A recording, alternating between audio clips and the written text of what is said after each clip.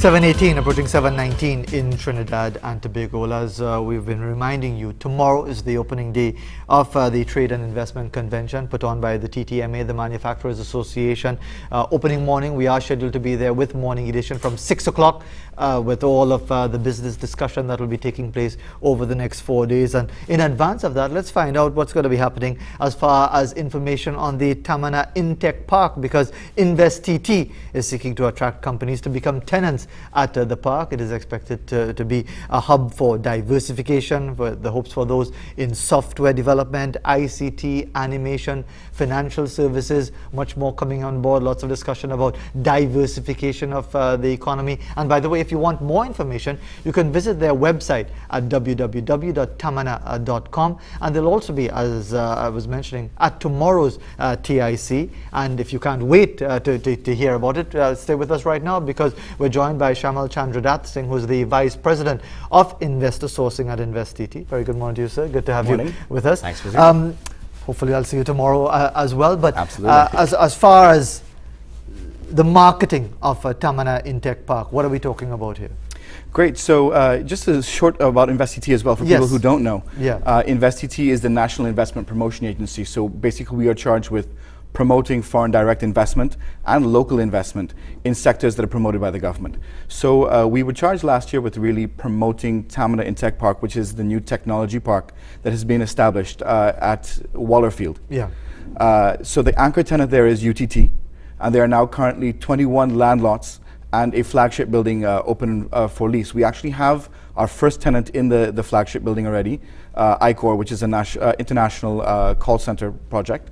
And eTech, of course, is located up there now. The head office is there. And we have one land lot rented, but we are now really promoting to the market the 20 other land lots that are available and the remaining 30,000 square feet of prime office space in the building. So what are you saying that you're saying now and on over the next 4 days at the TIC to those potential businesses who might be interested? Why should they locate at Tamana InTech Park? Well, Tamana InTech Park is there's first-class infrastructure in the park, right? So we have the water, sewage, a full ICT fiber network run to each one of the lots so far.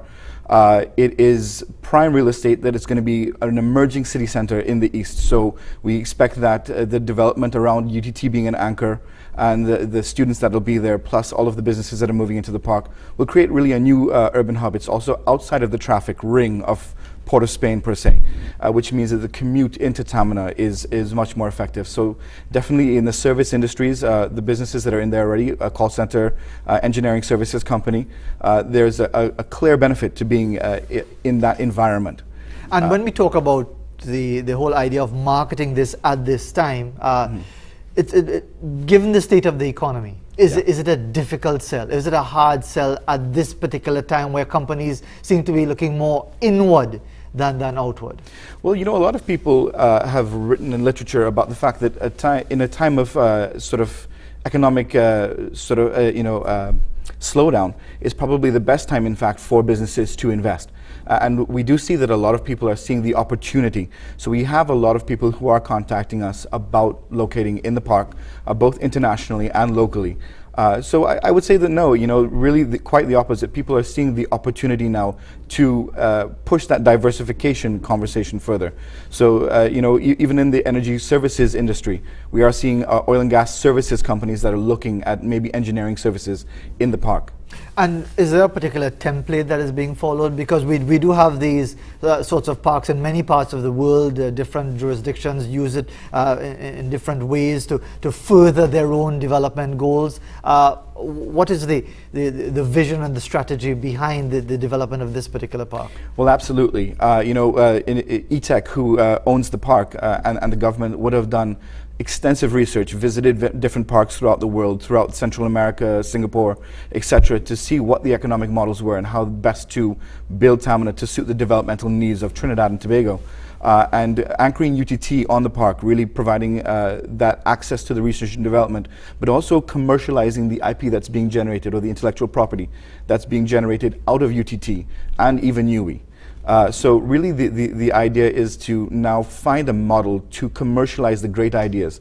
You know, when you look at UE, the amount of the academic papers they write, but they are still struggling to find commercial avenues for that research. And I know that's one of the mandates of Professor Copeland over there, where he's trying to now really focus on commercializing that IP. And so someone who's, or some business person, some business entity that might be interested in relocating or establishing a presence at Tamana InTech Park, if they come to the TIC tomorrow or anytime over the next 4 days, what are they going to be getting at the booth? What information are they going to get? So we're actually going to do presentations on Thursday at 1:30 and 3:30. We're going to do set presentations at 11:30 and 1:30. And then again on Friday, we're going to be doing it at 1:30 and 3:30. And we'll do some on Saturday as well. But outside of that, anybody who wants to come, they can reach us at marketing@investtt.co.tt, or they can reach us via the tamana.com website and set up an appointment to come talk to us about the land rates, which you know, I can share with you actually right now. It's actually very competitive. It's $3 or $3.25 per square meter. Works out to roughly about a little over 70,000 TT dollars per acre, which is very competitive in the current market. But we can share with them all the details. We can share with them the application for the land.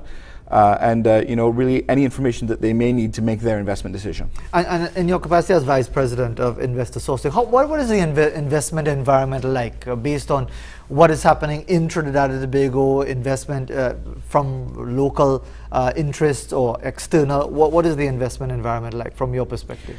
It's been a very steady pipeline, to be honest. You know, InvestTT was created in 2011, and we've closed to date about 1.3 billion TT dollars worth of investment into the country. We found it, you know, the first 2 years was really sort of rough going in terms of really promoting Trinidad, because not a lot of people outside of Trinidad and Tobago knew about Trinidad as a location outside of oil and gas. But we've been able to sort of win that initial battle of more understanding of Trinidad and Tobago in the business communities that we're seeking to attract investment from. And then the other thing was really getting InvestTT to be known by the local business community. And I think we've really crossed that hurdle in many ways to date, so that we do see a very steady, you know, sort of delivery of projects over time. We have 3 that have closed so far for the year. We expect another 2 to close before the end of this fiscal year. So it's been very steady going in terms of investment projects. They range in size very much from small, very strategic type investments to some very large ones, like Unicomer's new project along the Freeport section of the highway. How much of a challenge is it? Because it is a very competitive environment. Governments throughout the region are striving to bring people in to establish their companies, locate, relocate, take advantage of services, and you're trying to sweeten the pot as best as you can, given economic realities. How tough is that? Because it's a very, very competitive environment. Well, you know, it's even tougher because we don't really only compete against regional economies. We compete worldwide.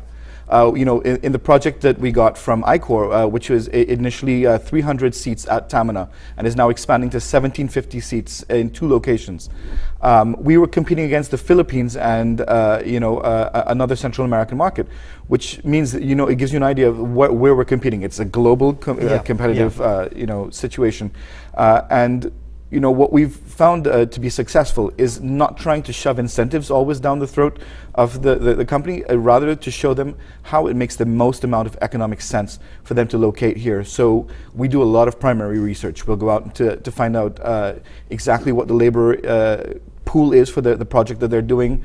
We'll show them the best land sites. We'll show them which incentives may work for them.